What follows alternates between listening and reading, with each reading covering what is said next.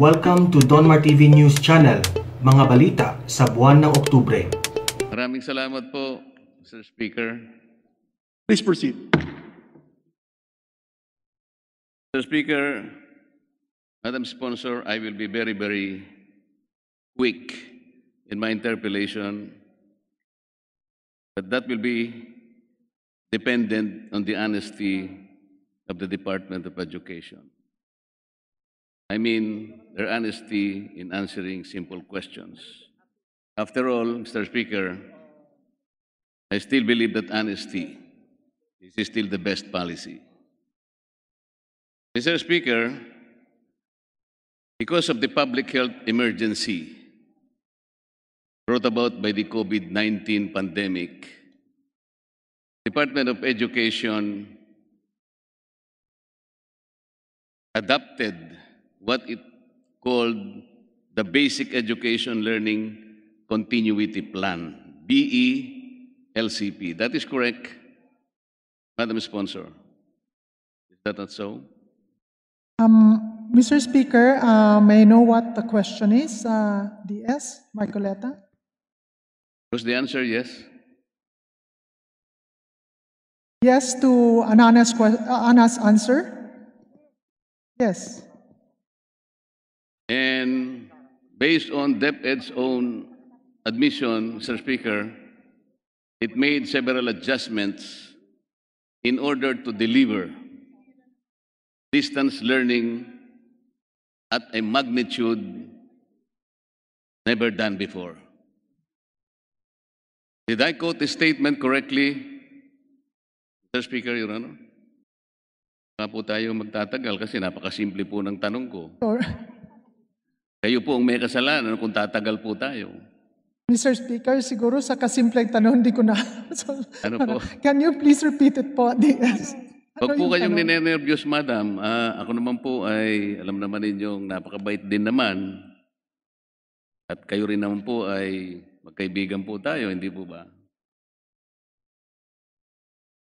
Yes, can you please repeat your question po? Tagalogin ko na lamang po. Ang sabi po kasi ng DepEd, dahil nga po sa COVID pandemic, kinakailangan pong mag-adjust tayo. At sabi nila, itong ginawa nilang ito is in order to deliver distance learning at a magnitude never done before. Tama Did I po. quote the statement correctly, Mr. Speaker, Madam Sponsor? Yes, yes. Okay. The most controversial delivery mode in this adjusted learning distance system, Mr. Speaker, Your Honor, is the self-learning modules or SLMs.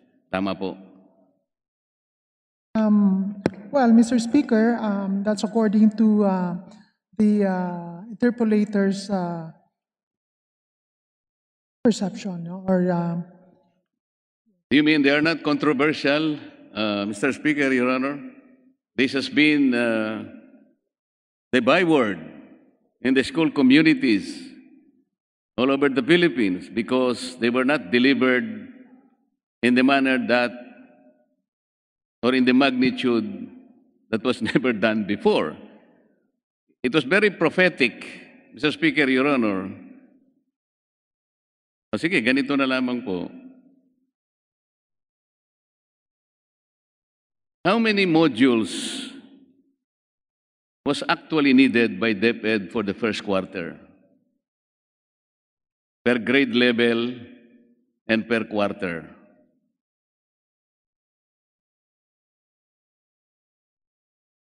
I will accept an answer, I do not know, sir. I do not know, Your Honor, if that is the case. Para madali lang po tayo. Ayoko po nang magtagal tayo rito. I committed myself to a very, very short interpellation.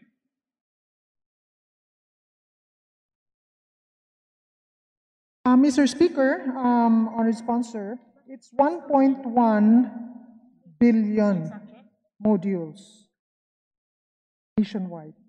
Hindi ko po masyadong marinig po kayo, Madam Sponsor. I'm not sure if your microphone is okay, but do you hear me loud and clear? Yes po. How Well, many the answer modules? is 1.1 billion modules, number of modules. This is only for the first quarter po. 1.1 million modules. Billion po, billion. Yes po, 1.1 million modules. 1.1 billion modules for the Billion first modules. quarter. Okay. So, paano po nangyari yon, Mr. Speaker, Your Honor? Ang huling alam ko po, ang huling tala ng DepEd, there are 22.5 million enrollees for this school year. Nakita ko pa nga po kanina sa presentation, 24.8 million na po pala. So, but let's stick with the 22.5 million enrollees. Kung 1.1 billion modules, paano po mangyayari yun? Ilan po ba yung, hindi po ba meron tayong 5,689 competencies na kinompress ninyo? Tama po, Mr. Speaker. Okay. Tulungan ko po tayong magkwentahan tayo ng tama. 5,689 competencies, i-divide na lang natin sa 4 because there are 4 quarters. Ang ibig sabihin po nito, you will need at least 1,200 to 1,300 modules. Simpleng arithmetic lamang po ito. Mr. Speaker, hindi lang naman modules kasi there's several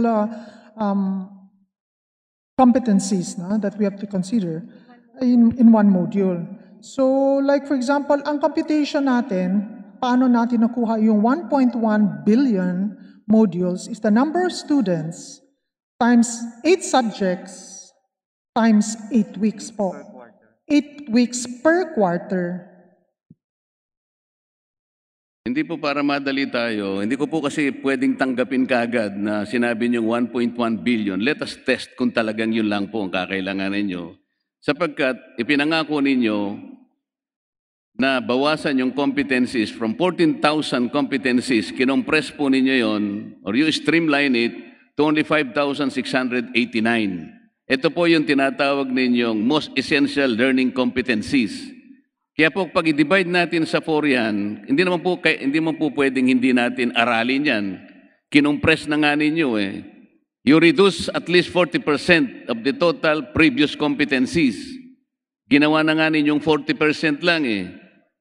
So sa inyong mga pagsasalita po sa TV, sa radio, ilang beses po, maski sa pagharap nyo sa Senado, sinabi nga po ninyo, 1,300 ang average po ng mga modules na kailangan ninyo.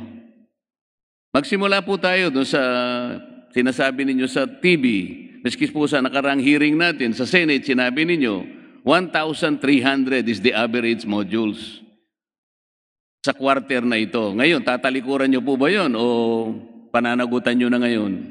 Kasi po, ang susunod kong tanong, sa 1,300 modules for the first quarter, i-divide lang po natin yan sa 13. Bakit po 13? There are 13 levels, grade levels, K to 12. Ano pong ang mangyayari yan? 1,300 modules divided by 13. Lalabas po dyan about 100 modules per grade level per learner. Hindi po ba ganun lang kasimple, Mr. Speaker, Your Honor? Pagkatapos po, kung may 8 subjects, kasi 8 po yung subjects at least, that will be 100 divided by 8. Magkakaroon po tayo ng 12 modules per subject. Is that not correct? So, arithmetic lang po ito eh. Mr. Speaker, can you give us time to look at the records because medyo technical yung hinihingi ni... Hindi po, 100 divided by 8, 12 modules po ang mangyayari per subject. Kasi po, Mr. Speaker, some competencies can be clustered into one module. Kaya hindi talaga yung sinasabi natin na 1:1. Kaya they're looking at the records kasi nga iba-iba yung module per subject. Ay, mawawala po tayo kapag ganun po yung argumento. Tinutulungan ko na lang po kayo para kwentahin natin eh. Paano po natin makukwenta talaga yung number of modules na kakailanganin natin kung ito pong simpleng arithmetic na pinipresent sa inyo ay pare-pareho po nating tinatanggihan? Mr. Speaker, from the assumptions or parameter used in making the modules per level, depende siya sa level from kinder to grade 12. So like for example, yung kinder, ang kailangan niya na module per learner is only 66.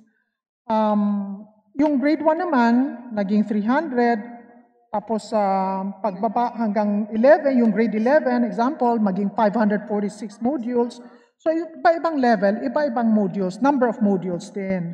So that's how sige they po, compute it. para madali na lang po, ilang modules po ba ang kakailanganin ng isang learner sa Mr. Speaker, first it's by grade level po.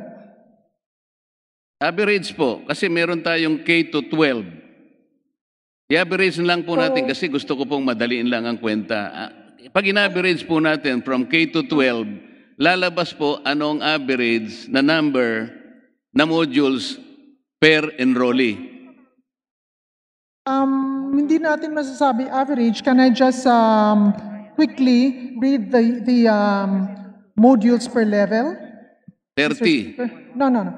Like for example, Mr. Speaker, sa Kinder, 66, Grade 1, 300, Grade 2, 293, Grade 3, 357, Grade 4, 461, Grade 5, 430, Grade 6, 359, Grade 7, 532, Grade 8, 550, Grade 9, 377, Grade 10, 390, Grade 11, 546, and Grade 12, 41. So yun po yung combination, no? A number of modules per learner. Per level. Bakit po nagkakahirap tayo na sabihin natin, kunin natin yung average lang para makwenta lang po talaga natin kung ilan talaga ang modules na dapat i-produce ng DepEd.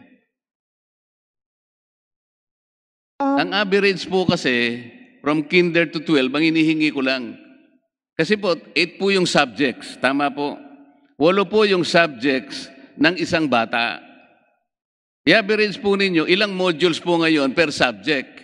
Kaya para makita po natin ang average, kumuha tayo ng average ng kinder hanggang sa 12 para mapalitaw natin, mas o menos, ilan bang kailangan ng module ng isang mag-aaral?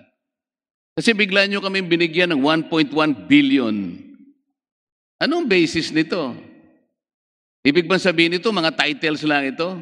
There are 8 subjects. Ilang modules? Average po, Mr. Speaker, ng 1,286 per quarter. 1,000? 286 modules per quarter po. Kapag binultiply po natin ang 1,286 per student per quarter, i-multiply po natin yan ng 24.8 million enrollees. Ilan po ang makukwenta natin na number of modules? Mr. Speaker, yung sinasabi natin, because of the competencies, no, tsaka iba-iba yung grade level, sa totoo lang, in all honesty, hindi talaga yun, that's not how the department, we cannot really average it to that. Kaya... kayo po, ba't bumalik na naman tayo doon? Naibigay nyo na po sa akin ang average na 1,286 per student per quarter. Ang sinasabi ko lamang po, usapan natin, i-multiply natin sa 24.8 million enrollees, ilan po ang makukwenta natin? So, Mr. Speaker, we take back that yung sinasabi natin na simple division lang, no, of the kasi talagang iba yung competition.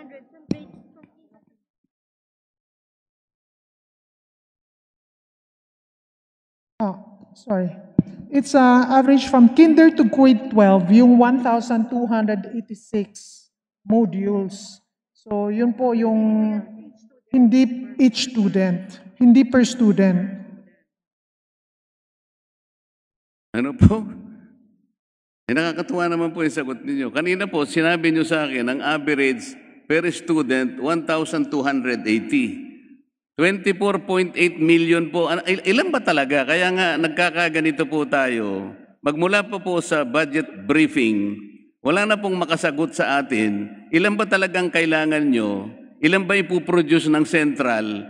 Ilan ba ipuproduce ng region at division? At saka mga eskwela? Nagkakagulo po kayo.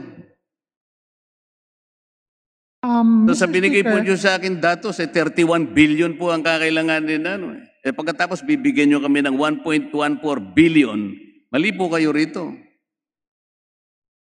Ano po ba talagang totoo? Kaya kanina po, Mr. Speaker, sinabi ko na, maaari akong magtagal, maaari akong konti lang. Depende po sa honesty ng sagot nyo eh. Simple arithmetic po ang pinag-uusapan natin. Mr. Speaker, may I request for a minute suspension to get the record straight?